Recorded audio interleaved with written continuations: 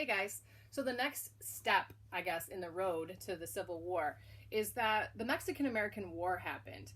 And when the Mexican-American War was over, if you remember, the United States got the rest of what we know today as the contiguous United States. They got the Mexican Cession. By that time, they had Oregon, and they were going to buy the Gadsden Purchase to get all the rest of that land. So the Missouri Compromise was great because it worked for 30 years to keep the balance in the Louisiana Purchase area, but it didn't apply to all the rest of this new land that the country just gained.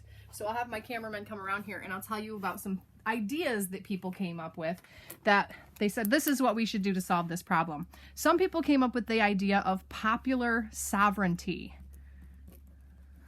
Popular sovereignty. I always have to say it slowly to spell it correctly. Now, you probably have heard of this already. I think this was a vocabulary word earlier this year. Popular sovereignty is basically just the right to vote. So I'm going to put a box there with a check mark that I'm voting for popular sovereignty. On the other side, it's really simple. Popular sovereignty just means that people in each state would vote to decide slave or free. So again, this is in the Mexican Cession area. The question was, what do we do with all this new land? The old Missouri Compromise doesn't apply to it. Some people said, hey, let's just take the Missouri Compromise line and extend it out to California and make it that way. Other people said, no, we should make it so that each state could vote to decide if they wanted to have slaves or not.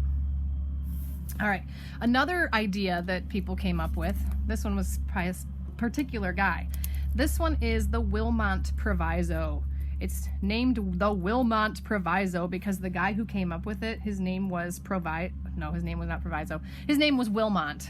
Proviso is just like a solution, and Wilmont is a guy's name who came up with it. That'd be pretty cool, except nobody actually voted yes on this, so it didn't become the law.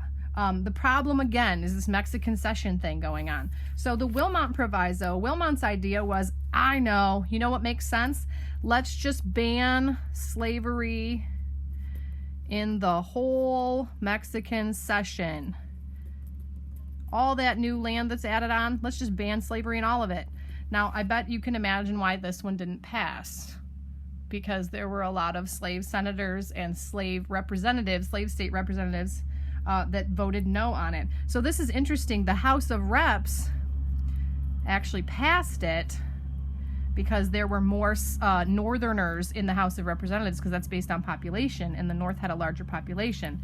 But the Senate said no, and they didn't get enough votes there, so it failed. And this is why, to the South, the balance of people in the Senate was so stinking important.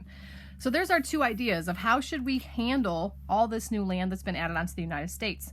Should we have people vote in all of those states? Should we just ban slavery in all of those states?